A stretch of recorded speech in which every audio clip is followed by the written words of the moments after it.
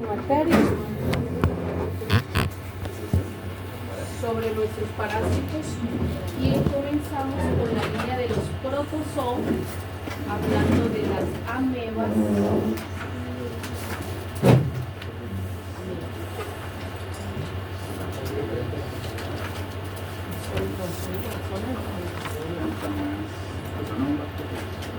Son parásitos, son protozoos, son unicelulares dentro de la clasificación. Si miramos, recordamos la clase anterior, son eucariotas, son unicelulares. Entonces vamos a la característica general. Recordamos, entramos a este tipo de parásitos que son las amebas. Estas amebas son protozoos, y si son protozoos son unicelulares. Su división principalmente es por división binaria. De una célula madre nacen dos células hijas, ¿cierto?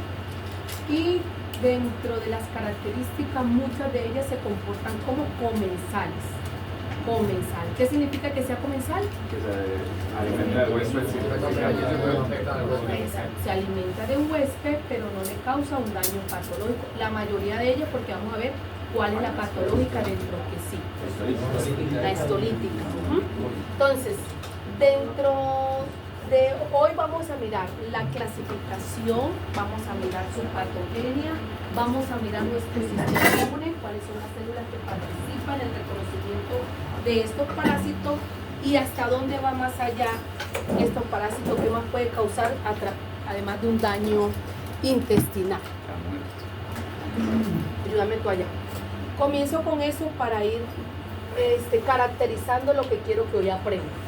Dice Andrés Zapata, es un ingeniero de 34 años que viaja a Jacopí, Cundinamarca, queda 6 horas de Bogotá, una zona con un saneamiento limitado, pues viaja por motivo laboral, ya que está participando en la construcción de un colegio.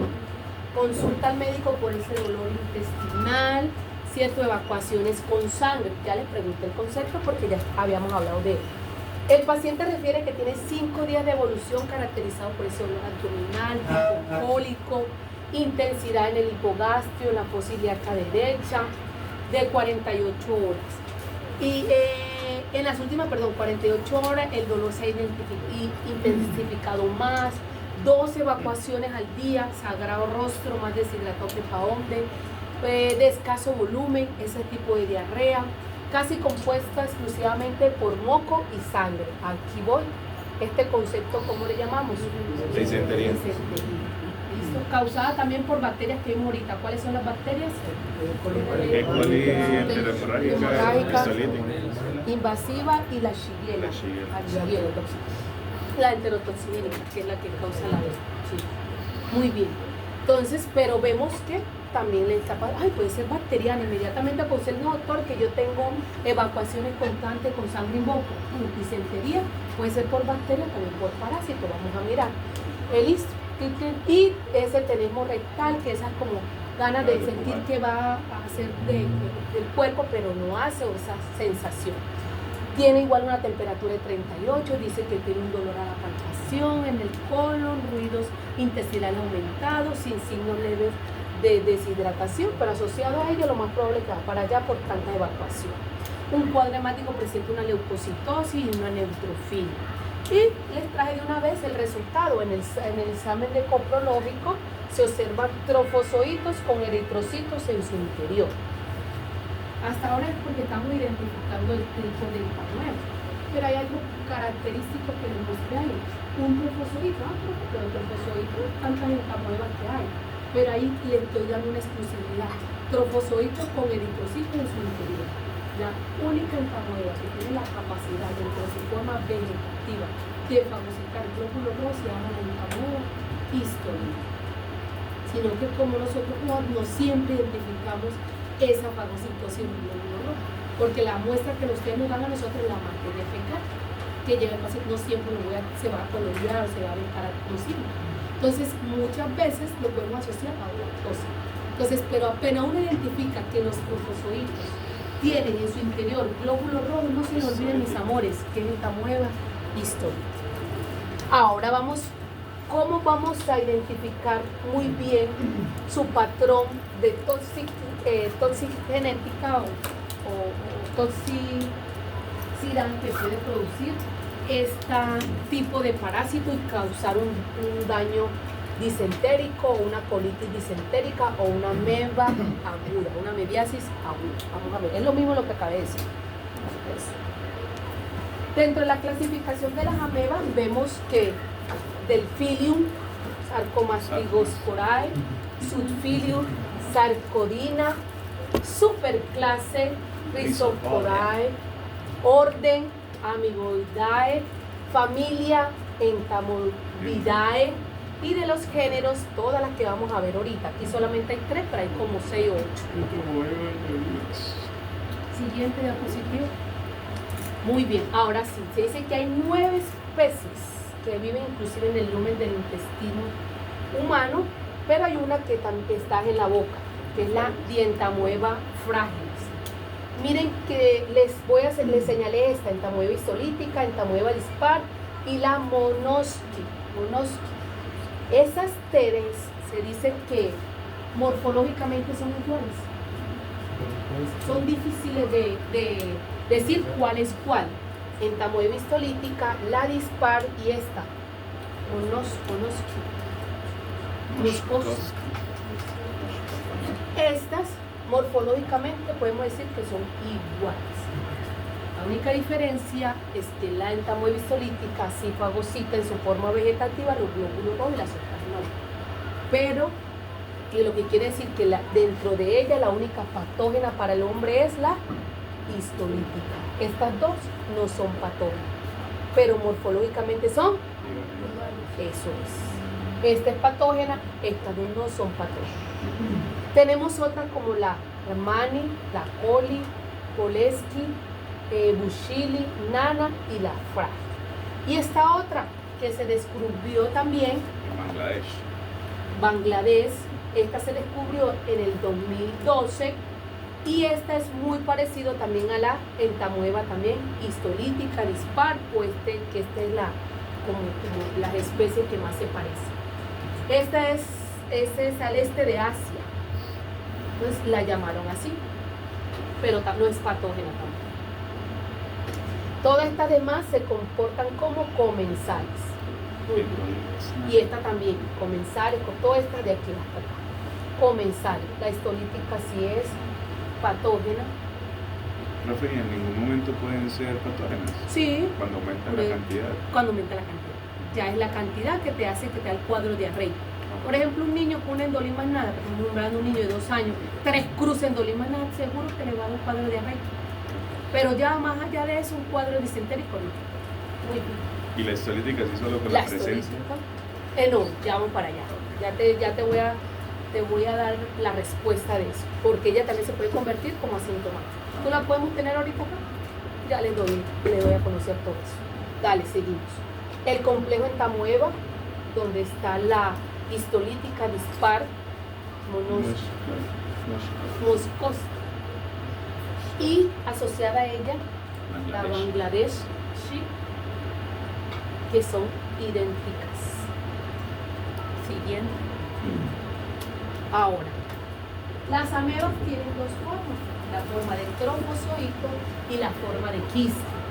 No se les olvide, la forma de móvil, que es la misma vegetativa, es la forma del trofozoito, ¿sí? Que se mueve por pseudópodos, que es la forma de anclarse también. Bien, esa es la forma móvil, vegetativa. Pseudópodos. Pseudo. La forma de quiste, la otra que es la quiste, es la infectante, es la resistente, es la única forma con que nosotros podemos contaminar en el medio, a través de la materia fecal, contacto las frutas sucias, los vegetales, el agua contaminada de esos quistes. ¿Pero por qué? Tiene una lógica. Esta capa que recubre el quiste es una capa de quitina. Luna, y la capa de quitina es la misma capa que recubre el exoesqueleto, pues, de los insectos. Entonces lo hace duro. Ahí está la lógica. No lo podemos Se degradar. vuelve, o sea, no es tan fácil para destruir. Por eso en cualquier medio podemos encontrar los parásitos, pero en su forma de quiste. Y la forma de trofozoito, la vegetativa, la del movimiento y la que nos causa también el daño a nivel intestinal, según la localización de ella. Entonces, la forma, O oral o vaginal, de y pronto. la forma madura es trofozoito también. ¿La forma qué? Madura o de adulta. Madura o infectante de trofozoitos. Y la forma resistente, inmóvil o infectante, el quiste. Ah, sí, pero la que resiste afuera el medio para transmitirlo va a ser el quiste. La que te causa la patogenia adentro, pues es su forma vegetativa, que vamos para allá.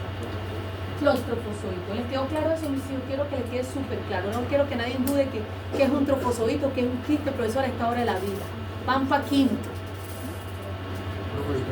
Con mucho gusto. No, patógena solamente hay una especie dentro de hoy lo que te estoy enseñando que son las amebas, que es la entamoeba histolítica. Todas las amebas tienen dos formas, de las formas evolutivas del parásito, si te parece mejor, que es la forma vegetativa y la forma de quiste. La forma vegetativa es esa forma móvil, ¿sí?, que está dentro del órgano, por decirlo, del huésped. En cambio, la forma del quiste es la que está afuera, que nos contagia y luego se forma en la vegetativa. Y el quiste es la forma resistente. ¿Por qué resiste a las condiciones del medio? Porque tiene una capa de quitina que lo hace fuerte. Inclusive hasta los antibióticos, porque esa capa es fuerte. ¿Estamos claros hasta ahí? Ahora te voy a explicar mucho mejor cuando te hable del ciclo. Ahí cuando te hable de ciudad, ya profesora entendí. Pero yo no quiero que usted pase a otro. ¿Y qué es vegetativo? ¿Y qué es infectante? No, profesor, no estamos en ese nivel. Ya hasta hoy cierro el ciclo. Siguiente. Bueno, aquí les hice un cuadro, pero se lo voy a explicar paso a paso en otras diapositivas al final, de esas amebas que son comensales, ¿sí?, que están ahí pero que no nos causan un daño. Pero sin embargo, como me dijo aquel líder, ¿deberían estar ahí? No deberían estar ahí. Cuando usted mande un coprológico y le salga una cruz de entamoeba coli, inmediatamente usted como médico, así usted sepa que es comensal, que no le va a causar, que no se va a morir por ese parásito, inmediatamente hay que desparasitarlo porque hay que destruirlo.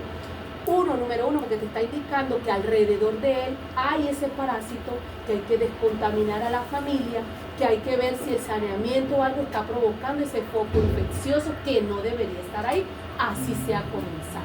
Listo, te está hablando de higiene, te está hablando de salubridad, de eso te está hablando esos parásitos. La entamoeba coli, a diferencia de la entamoeba histolítica, todas estas las imágenes que están aquí en la forma del quiste, todas las que están aquí.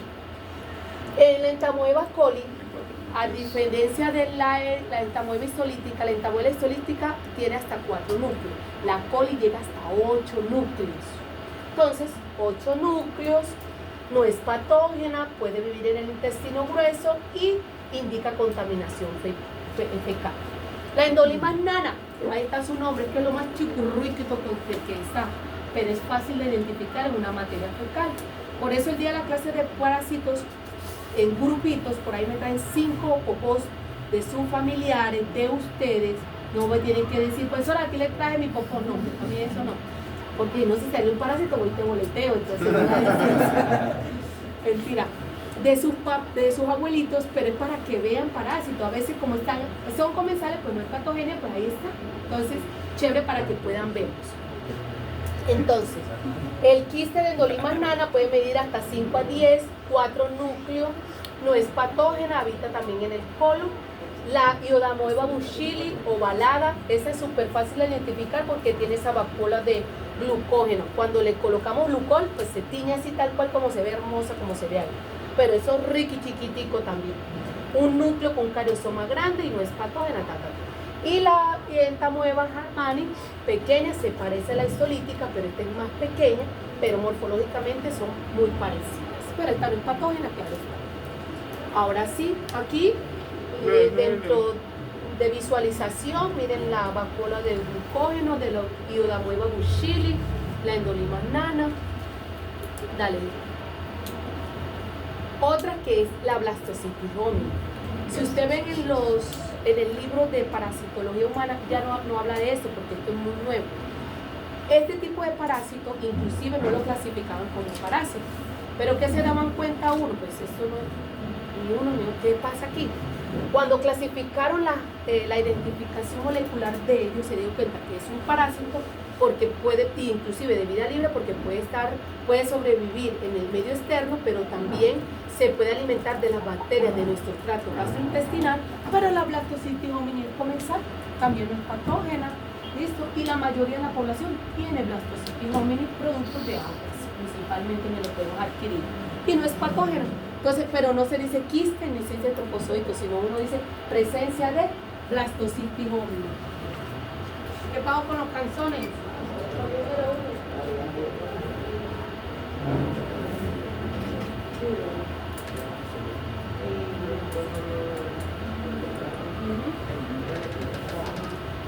Le hago los corronchos de los de quinta. Muy bien. Y ya puede provocar de pronto unos cólicos, vómitos, pero de ahí hasta más, no. Muy bien. Seguimos, Blastocystis hominis, se dice así. Vamos para la entamoeba histolítica. ¿Listo? La entamoeba histolítica, la especie patógena. Ahora sí quiero que me escuchen a mí. Y ahí sí ya. La entamoeba histolítica como tal, se habla de que el 20% de la población mundial, eso es muchísimo, porque te estoy hablando del mundo, del mundial, está contagiado con entamoeba histolítica, pero es asintomática, o tiene una colitis crónica, no hay más hasta ahí. De ese 20% que estamos hablando a nivel mundial, que es grande, de ese 20%, el 10% desarrolla la patogenia o la disentería o la colitis aguda, que puede llegar a una colitis fulminante, a una enfermedad extraintestinal. ¿Estamos bien hasta ahí? De ese 20%, solo el 10% desarrolla la disentería. ¿Listo? ¿Vamos bien hasta ahí? De resto, hasta podemos tenerla ahí y no nos causa daño. ¿A qué se debe eso? Pues de nuestros factores del sistema inmune, que una de las principales barreras, ¿cuál es? A nivel intestinal, ¿qué es lo que tenemos? El moco. ¿Y cómo es lo que se produce esa proteína? ¿Cómo se llama? La mucina. Nunca se les olvida.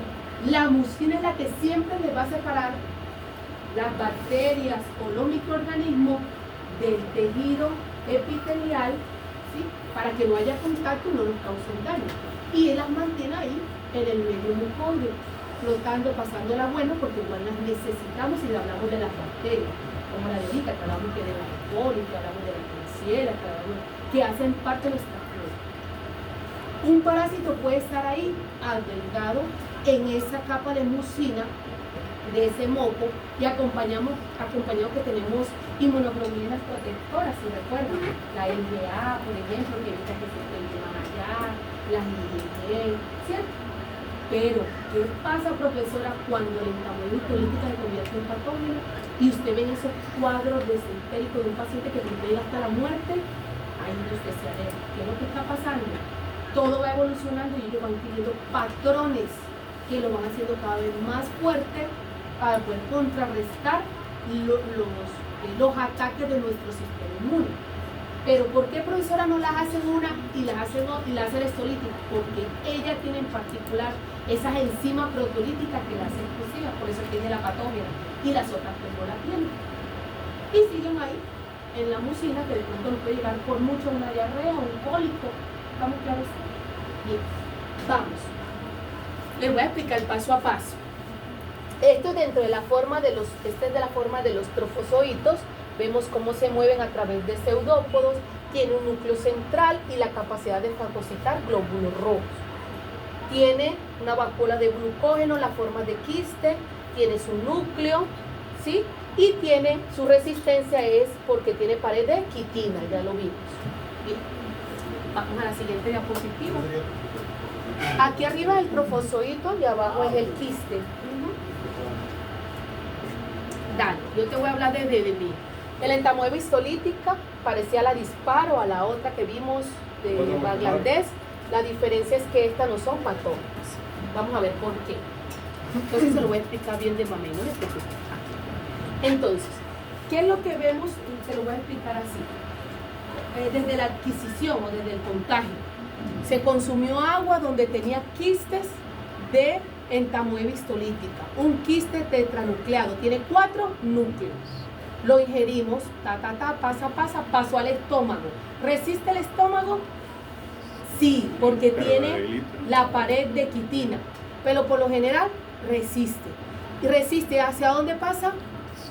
Intestino delgado. Primero, recuerda que todo pasa siempre por la alimentación, pasamos por el intestino delgado. Intestino delgado. Ahí comienza a desenquistarse. ¿Cómo así, profesora? Pues saco abro, saco ¿qué? Mis núcleos, y mis núcleos se van convirtiendo ¿qué? En trofozoitos. De los núcleos salen los trofozoitos. De un núcleo salen 2 trofozoitos, porque acuérdense que su fusión es binaria. De una célula madre salen 2 células hija.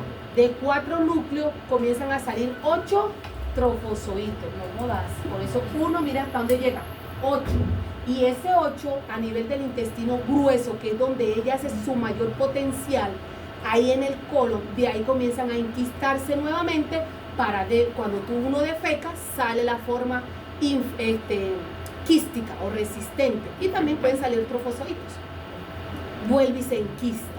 Y así sigue el ciclo.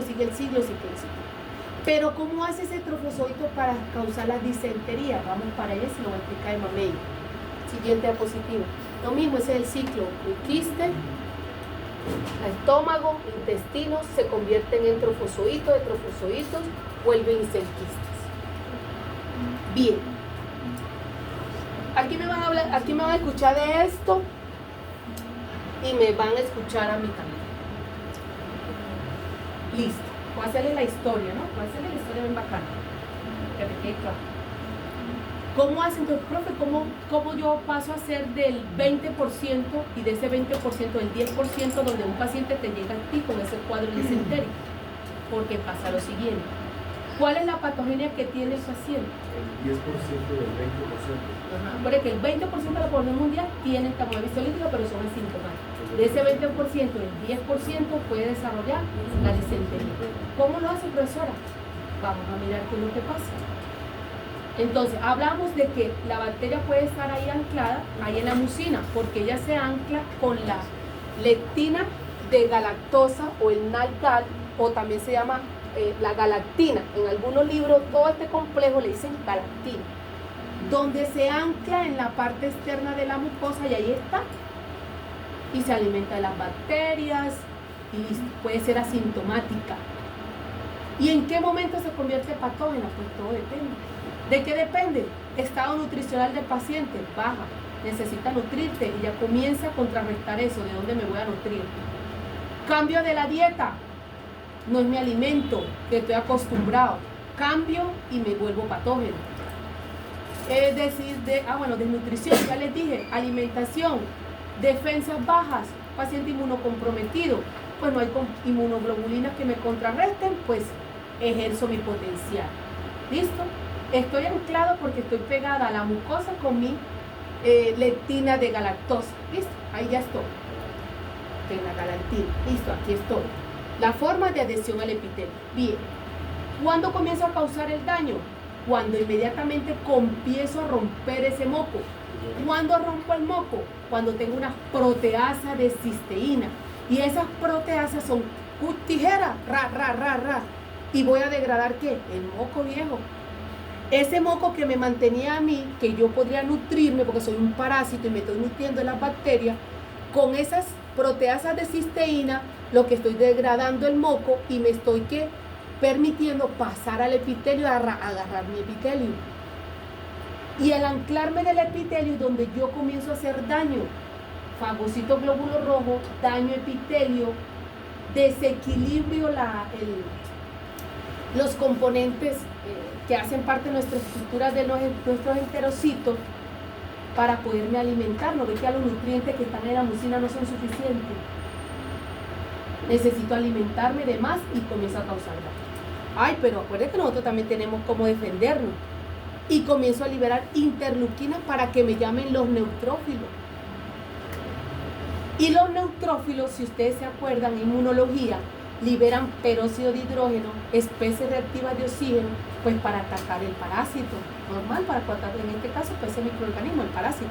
La entamoebis tolitis. Paralizarlos. Pero hay una mala noticia, que yo también me sorprendí. Otra cosa también es nuevo para mí. El parásito tiene la capacidad de producir enzimas que desdoblen ese peróxido y no lo convierten en tóxico. Y hay otra noticia más grave, que está durmiendo ahí el morenazo, no se preocupen, duerma ahí un rato y vuelve y resucita. ¿Qué es lo que pasa, mis hijos? El que va conmigo en la historia conecta. ¿Qué es lo que pasa? Imagínense que un neutrófilo,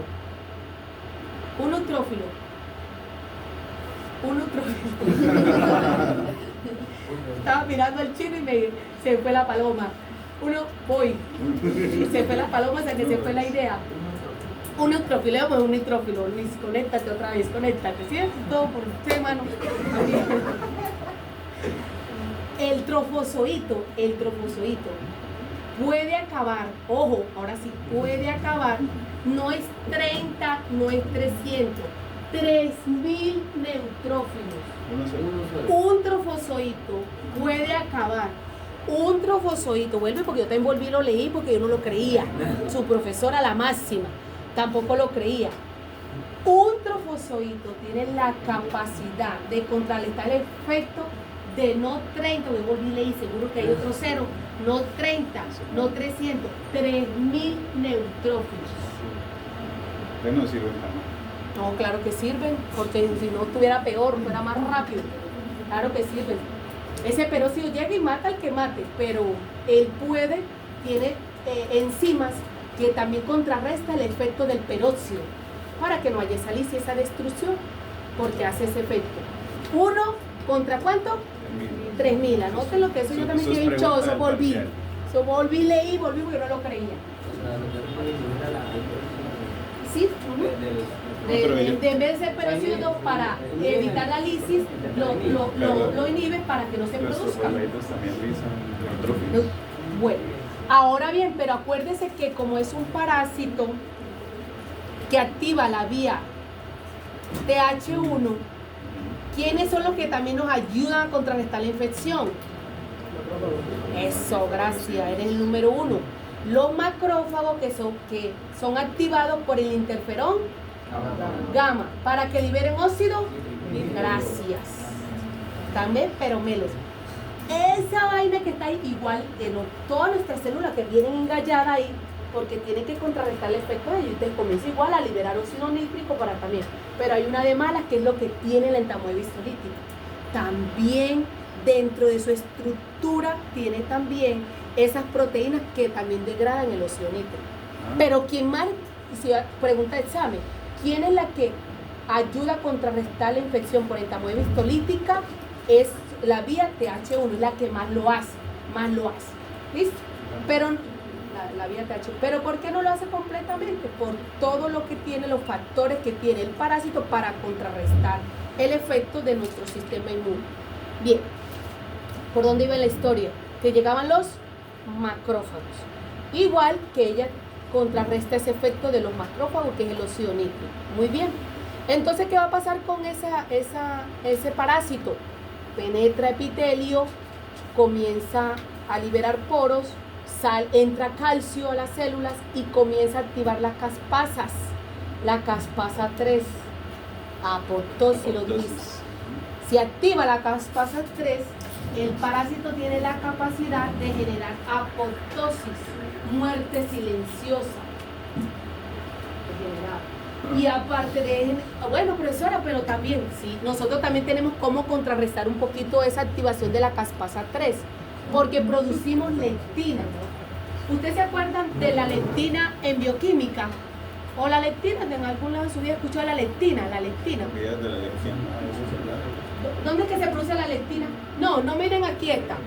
Esta no es la lectina de esta desde la que se adhiere. La lectina es nosotros que producimos naturalmente.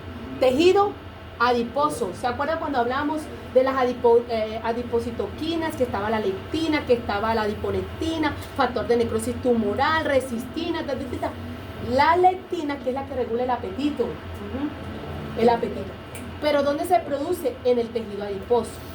Dícese que la lectina que nosotros también producimos ayuda a contrarrestar que se active mucho más rápido la vía de la caspasa 3.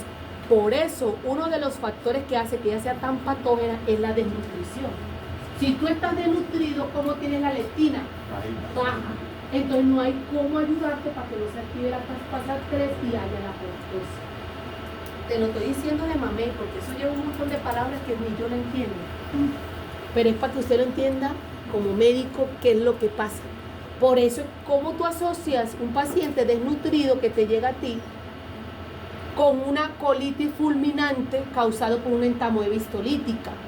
Aparte que ya le está causando el daño cada vez más severo y rápido, porque no tiene ni cómo defenderse, ni produce lectina, ni tiene anticuerpos suficiente para contrarrestar la infección de ella que es tan brava. Uno, tiene donde agarrarse. Dos, tiene proteasas que degradan el moco. 3, tiene ameboporos que causan la lisis celular. 4, fagocitan eritrocitos, causan daño tisular. Y aparte que fagocitan eritrocitos, fagocitan tejido. Y evaden toda esta vaina de nosotros. Evaden nuestro sistema y por ende se disemina rápido. Fácil o facilísimo. Ahora le voy a complicar la vida con la siguiente diapositiva. Bueno, aquí aún está más el detalle del detalle. Los ameboporos, que es para provocar la lisis, proteasa, romper moco, adherirse al epitelio. Dale. Y aquí está la explicación un poquito más detallada de cada una de ellas. Lectina de galactosa, se une al epitelio. Tenemos este complejo que ayuda a la unión de las células diana. Tenemos esta proteína que es la L220, lucelectina y aglutinina, que actúa como eritrofagocitosis, por eso puede fagocitar los glóbulos rojos. Proteína rica en serina, unión al epitelio, ameboporos, que son enzimas proteolíticas, y además de ello, mire, tienen hemolicinas para la lisis de las células del hospedero. ¿Como cuáles células? Como los neutrófilos, por ejemplo, o los también macrófagos, sí señor. Fosfolipasa A, lisis de los leucocitos.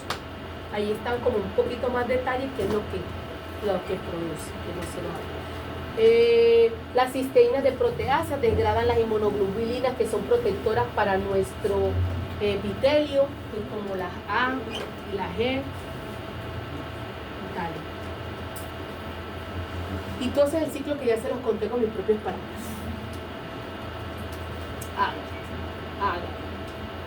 Aquí. Además de eso, ustedes que también pueden observar como médicos cuando le hacen un corte histológico de pronto, una biopsia, esto van a observar que si esa entamoeba histolítica comienza a producir todos esos daños que vimos ahorita, que destruye la célula, se forma una úlcera en botón de camisa. Miren esta forma. O eso por la lisis o la apoptosis que está provocando ella, mírenla. Entonces los trofosóitos penetran la mucosa, se expanden lentamente en la submucosa, creando una úlcera con cuello estrecho y una base ancha. Esto lo van a observar ustedes, muy característico que lo haga la entamoeba histolítica. Dale, degrada tu listo. Nosotros como defensa, aquí del resumen, tenemos nuestro moco que produce la mucina, los neutrófilos que producen los peróxidos radicales libres. Como respuesta humoral tenemos los anticuerpos, el A, que es la secretora para evitar que se adhiera, el G para evitar que se invada, y la más importante es la de los macrófagos. Ya saben por qué, porque producen monocitos, interferón, y es lo que hace que produzca el óxido nítrico. Macrófagos, monocitos. ¿Vale? ¿Listo? Hay personas que pueden ser entonces asintomáticas, portadores sanos, no invaden la mucosa y por ende pues la tienen. Y no hay cuadro disentérico, puede ser un dolor abdominal, una diarrea, pero no hay disentería. Muy bien, cuando hablamos de disentería, diarrea con moco y sangre. Uy, tenemos. Ya vamos a terminar. En el coprológico, ¿qué podemos observar? Cuando nosotros le digamos quistes de entamoebis histolítica o quistes, por lo general siempre decimos entamoebis histolítica, así sea la dispar, porque es difícil de diferenciar. Ya cuando ya quieren otros estudios como una PCR, una proteína de la cadena de reacción de la polimerasa, ya, pues ya es más específico decirle cuál es la especie. De igual manera, todo parásito que ustedes vean, eso hay que, paciente hay que darle metronidazol. ¿Por qué metronidazol? ¿Dónde actúa el metronidazol?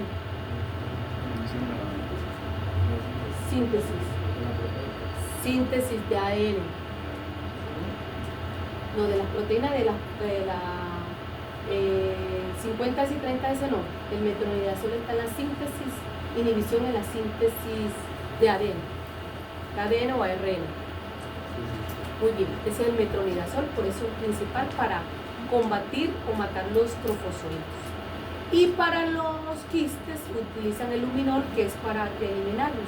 Por lo general, siempre cuando tienen parásitos le dan es timidazol, y que es más, tiene más potencia, puede utilizarlo en 3 días, o el metronidazol, que puede durar el tratamiento hasta 7 días. Pero eso te mata la forma vegetativa móvil. Los quistes no, porque obviamente tienen la capa que no penetra el antibiótico. Entonces por eso necesitan es que los pueda eliminar. ¿Y cómo los elimina? A través de otros métodos como el luminol, que hace que saque el descarte. Acuérdese que el quiste se vuelve el trofozoide. Si usted mata el trofozoide, tiene que también sacar el quiste. Bueno, pregunta esa. Lo dije muy rápido. ¿Cuál es el tratamiento? Yo no voy más de tratamiento. Cuando usted me ve que yo no soy tanto, porque eso no es mi competencia fuerte. Dale, vamos. Vamos para las últimas, para que vayan a descansar. El lunes festivo, estudiar. A estudiar. Estudiar porque no la perdono. Dale. Bueno. Una amebiasis aguda o colitis amebiana disentérica, ya saben, todo lo agudo o colitis amebiasis disentérica ya es ya la patología como tal, el daño que está causando. Bien, dale. Si yo te digo crónica es porque puede causar diarrea y eso, pero es asintomático. Dale. Puede llegar a producir fiebre, por eso es que vieron neutrófilos. La fulminante ya es hiperaguda o gangrenosa, ya es aún peor. ¿Listo? Llegue a perforaciones o hasta la muerte del paciente. Fulminante, ¿no? El daño de él es catastrófico, que de una vez provoca todo ese cuadro que lleva al paciente hasta la muerte. Dale. Aquí hay una diferencia para ustedes de regalo, mientras que esta tiene heces blandas, semilíquidas, esta ya es con sangre y moco, esta con sangre, moco en abundante, incluso hasta dice hilio paralítico, o sea, lo máximo. Vale, ahí solo estudian ustedes. Ameboma, otra condición clínica causada por la entamoebis histolítica. Muchas veces le llaman pseudotumor, un falso tumor. No son células malignas, lo que pasa es que provoca una hinchazón, ¿sí? Pero es por culpa de un parásito, no es un cáncer del colon. ¿Ay, que es un cáncer del colon? No es un cáncer. Ese ameboma lo provoca la entamoebis histolítica. ¿Cómo lo hace? Consiste en una masa inflamatoria granulomatosa del colon, donde que se forma pues por la adquisición del parásito. Los trofozoitos se producen cuando los invaden repentinamente la mucosa del colon, generando una inflamación crónica, necrosis y proliferación al tejido. Pasemos la diapositiva para que se den cuenta cuál es la imagen. Ahí está. Y eso se ve muy cancerígeno. Un ameboma se llama. Y eso de... ¿Cómo se llama? Pseudotumoral inflamatoria una masa pseudotumoral inflamatoria del colon. No es un tumor, sino que este estado inflamatorio provocado por toda la colonización del trofozoide. Pero se trata y tiene que bajar, ¿no? Sí, claro. Sí, claro. También da Hay que acceso acabar. hepático. Ya vamos para allá. Dale, siguiente complicación del LED, una apendicitis a mediana.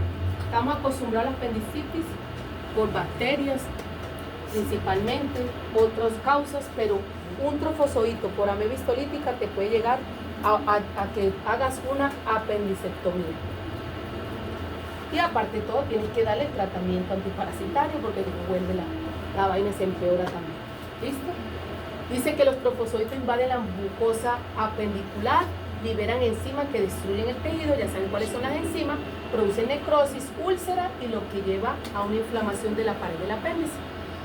Siguiente diapositiva. Y terminamos con la amebiasis extraintestinal. La más común, la pregunta de examen, es un absceso hepático.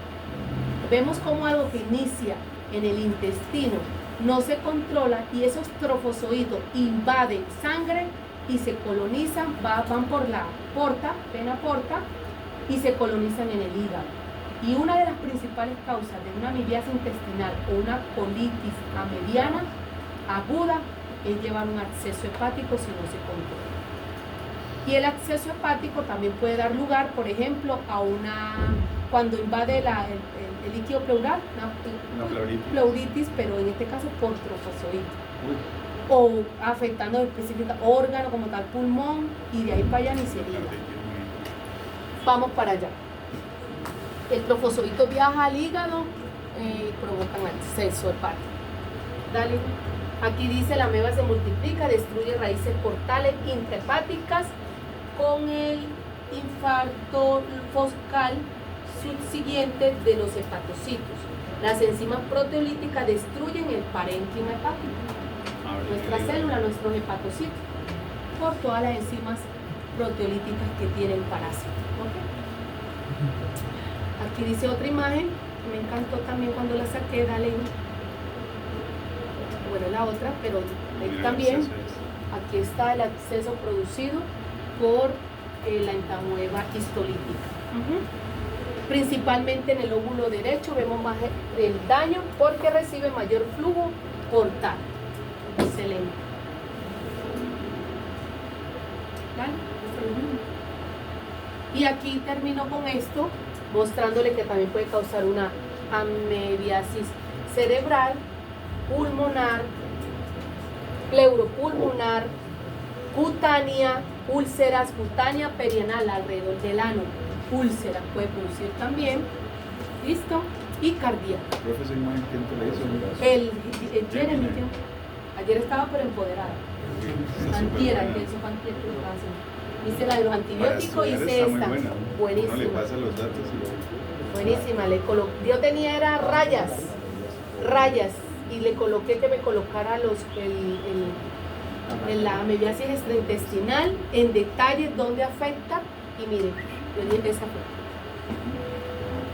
Bueno, mis hijos, me siento complacida. Gracias. Salimos del ciclo de las amebas.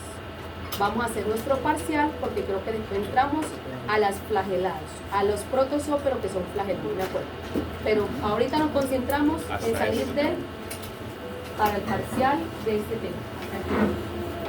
Toma, este también, escaneame, lo pasa por eso. Listo, Lunita, ya le puede dar a apagar ahí la cámara. Gracias, profe.